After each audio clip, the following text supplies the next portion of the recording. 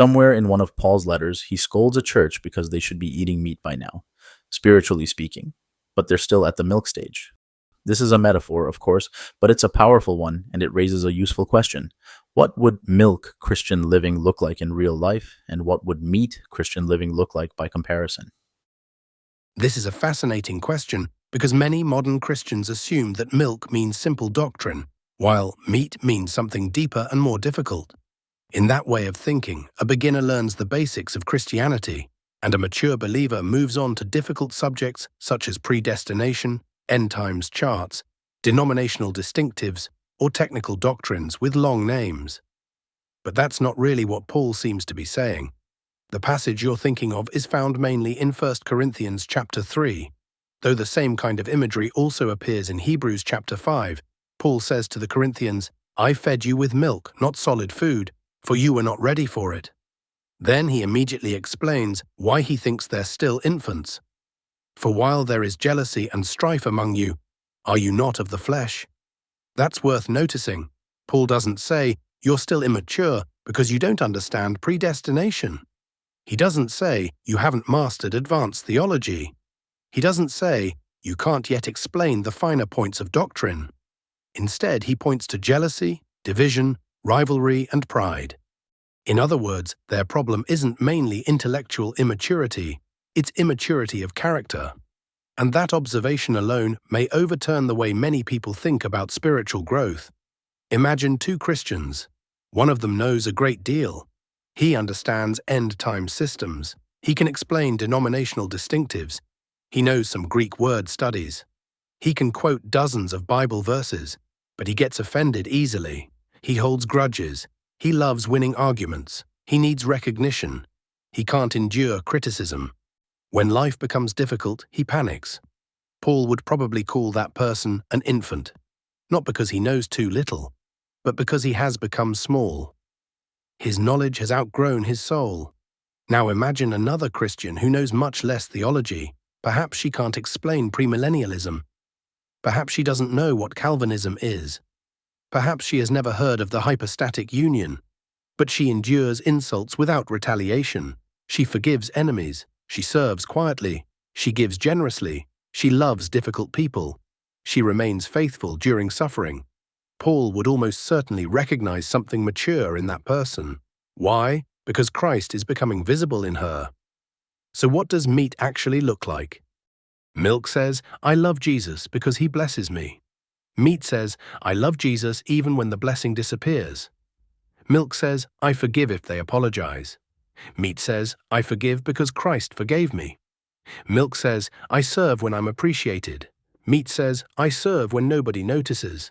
Milk says, "I trust God when the path is obvious." Meat says, "I trust God when I can't see the path." Milk says, "I love lovable people."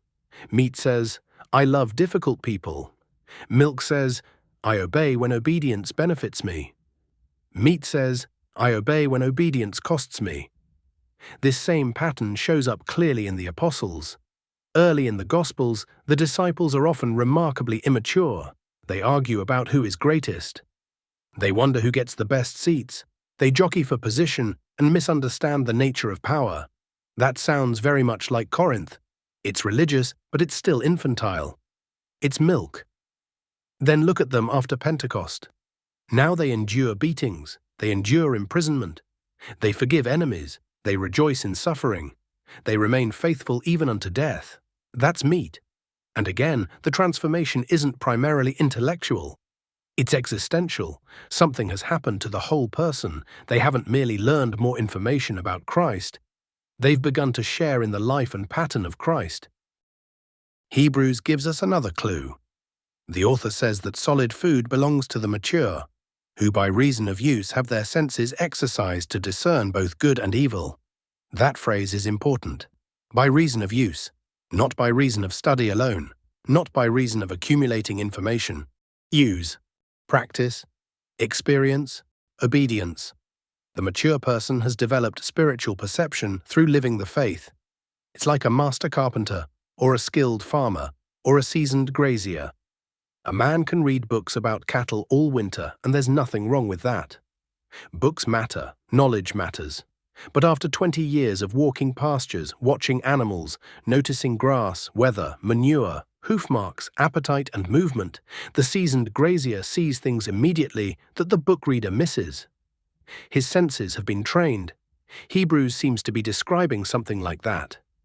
The mature Christian has senses that have been trained by faithful use.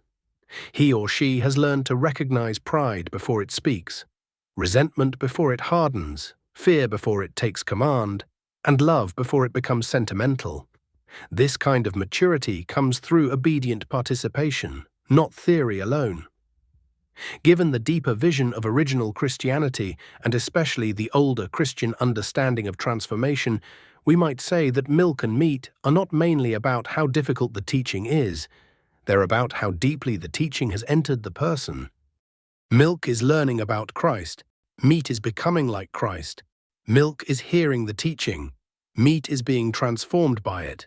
Milk is understanding forgiveness, meat is forgiving. Milk is admiring humility, meat is becoming humble. Milk is studying martyrdom, meat is accepting suffering faithfully when it arrives.